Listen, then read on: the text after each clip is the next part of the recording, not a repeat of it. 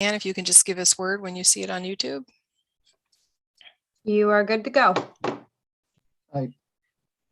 I would report that we did meet in camera to discuss several issues of a legal nature, of land issues and contractual issues. Out of this meeting, we have two motions coming forward. First, Councillor Green. Thank you, Warden. Move that council authorize the CAO to enter into a purchase and sale agreement with the Shubenacadie Hall and Ground Society to acquire the property at 2848 and 2850 Highway 2, Shubenacadie, Nova Scotia PID number 450-96237 for the purpose of park and playground development, and with the intent to subdivide and declare the hall and the land associated with the hall surplus to council needs once acquired. And that once ownership has been transferred, council enter into a short-term lease with Lighthouse Ministry and a long-term lease with Lions Club for the current buildings being used on the property. I so move. Seconded. Seconded by Councillor Hebb. Any discussion? Question. Question's been called. All those in favor? Aye. Aye. Contrary? Motion has passed unanimously. And out of our in-camera session, we do have a second motion coming forward. Councillor Perry. Thank you, Madam Warden. From that, I'm going to move that council send a letter to the Minister of Municipal Affairs requesting enabling legislation to allow municipalities to partner with businesses in renewable energy projects. Seconded. Seconded by Councillor Green. Is there any discussion? No question. Question's been called. All those in favor? Aye. Aye. Aye. Contrary? Motion is carried. The next item is to set the date and time of the next council meetings, but will reconvene tomorrow night. So I guess we can set the date and time for the February council meetings. And then when we adjourn, we will adjourn until tomorrow evening, and we just won't have to set the dates at the end of that meeting. So is someone prepared to move to set the time and dates? Councillor Green? I move to Second. set. Okay. I move to set date and time of next council meetings, February 15th, 2022, regular meeting of council policy, and February 23rd, 2022, regular meeting of council. Second. And seconded, I think, was by Councillor Knockwood. And any discussion? Question. Question's been called. All those in favor? Aye. Aye. Contrary? Motion is passed unanimously. So I would now be looking for Councillor Musa. Yeah, before we adjourn, I have a question for the CAO, if you don't mind. Is that okay? Well, try it and we'll see. So what happened with the Gap Road last week, and the letter sent to every one of us? I found it nasty toward me anyway. But is it normal to staff to bring to council something that outside our policy? And if so, I would like to make a motion not to happen again, because it built up like the rural against corridor. Like they think we hate them, or that we think they hate us. I don't think that should happen. That staff brings something outside the policy to be voted on. If something should happen, it should come from council, not from staff. I don't know if everybody agree with me, but that's how I felt. And if councilor in the corridor want to have more option about what's happening in their area, I don't have like what Halifax is doing, like about the build up, and I don't mind giving them more authority in their area. I don't mind it. Like, I don't know about the other councilors, but I have no problem with that. But we need to stop the divide that is happening. I don't know. I feel offended by many people take on us with the emails and stuff, and that's not right. We're not against the people of the corridor. We do our best to do to listen to them, but all we're doing is like projects are coming to us and we're taking them the legal way. And at the end, if we vote against the will of the people, they could come on us, but to come on us before we vote, it's not right. Thank you. Through you, Madam Warden. Yeah, sometimes people will send emails to councillors that they don't send into staff even. So it's a little bit odd when you get those. Sometimes they copy all councillors, sometimes they copy half of you, and they don't copy anyone here. So unless something comes into us through council, to council, we don't typically post those to an agenda for correspondence for decision, because it's not, to us, it's not an official correspondence to council, it's to individual councillors.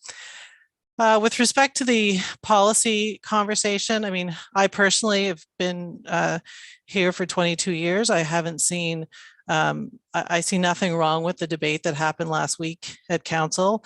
There's sometimes a misunderstanding of the dynamics between the different tax rates we have, the different area rates.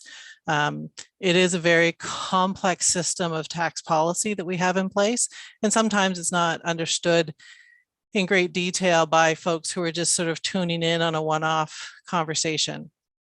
With respect to things coming to council outside of policy, that happens often, depending on the situation. So it's not unusual. It would be noted that here are your different options. This one's within your policy. This one has been something you've done in the past. So we would outline those. And I think in the case of last week's report, the project didn't fit within the common way those projects are done. I mean, it's a very different local improvement project than we've done in the past. So I think from a staff perspective, the recommendation was a little bit different. You know, we're not, it wouldn't make sense for us to bring a report on what you want in a report. So that is typically how we do it. We bring a report that gives you some options. And generally, if the issue is complex enough, then it's usually going to come back to council with another report. So you have that debate at committee, and that's why you have your committee meetings. It's a little bit different in this council because you have a committee of the whole. So all of you show up at committee and all of you are part of that debate. In some municipalities, committees are done with a smaller group of councillors, and then their recommendations go to the council. But where our public sees you meeting as a committee, that is really where the work gets done in a municipal government structure. So, but what they see is council debating issues. Whereas when you're meeting at committee, that is really where you're supposed to debate those issues back and forth in the detail, and then refine your recommendations to council, which then come to your council meeting. So that too is a little bit confusing for the general public when they see all of you on camera debating issues as a council, whereas you're acting as a working committee for the work of council. Does that explain your question? Just a suggestion of what might help is if a recommendation is coming that is outside of the standard policy, that even if the report said under the regular policy of funding, this is what it would look like. Staff are asking if council is interested in looking at an alternative which would look like this. And that way, when it's presented, then the public who are watching or anyone knows what the standard policy is and, you know, kind of understands a little bit better that why the discussion's taking place. Just my comments. Eli, anything further? Yes, I understand all that, Kim, but the public doesn't.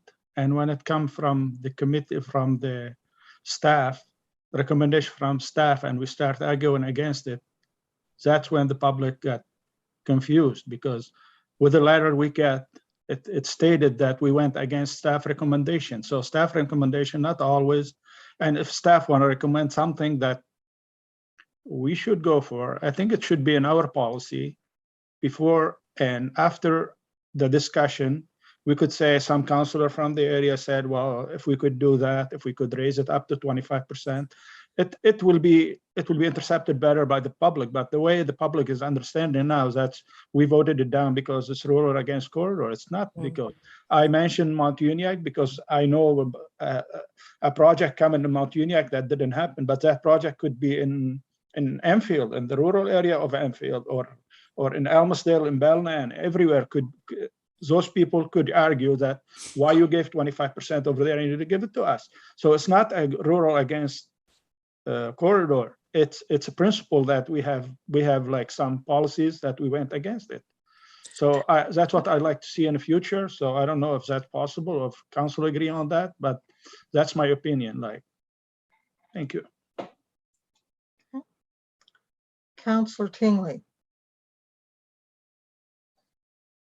I think I have to take a little responsibility for that when we had that meeting in the heat of the moment. I think I even said it looks like we're pitting rural against the corridor area, which honestly I don't feel that we are. Like I think Eli and I had a difference of opinion in that meeting, but I think Eli is trying to make the right decision, and there could be other things come up in council where I don't agree with what the staff is recommending, and I might not go along with it. And if that's my opinion, I should be able to openly debate it. This whole idea being involved in council, I guess we don't get shots taken at us as much as provincial MLAs or MPs and that sort of thing, but we're going to get shots taken at us by the public as well.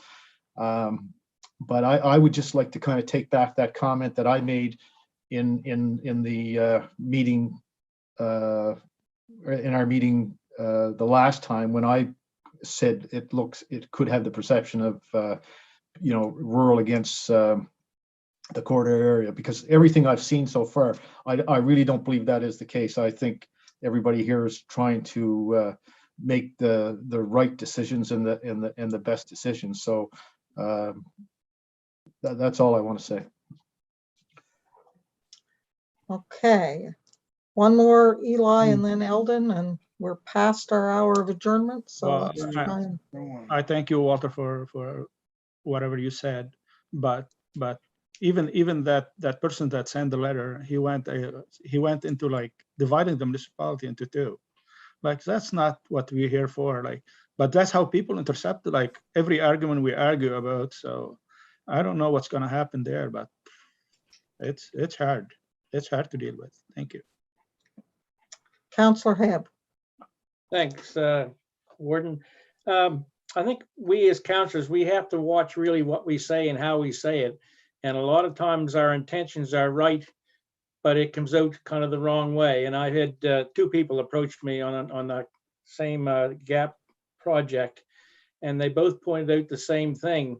Was that a councillor mentioned, how can I tell my residents that tax dollars is going to the urban area for road gaps when it's money from the rural area that's going there?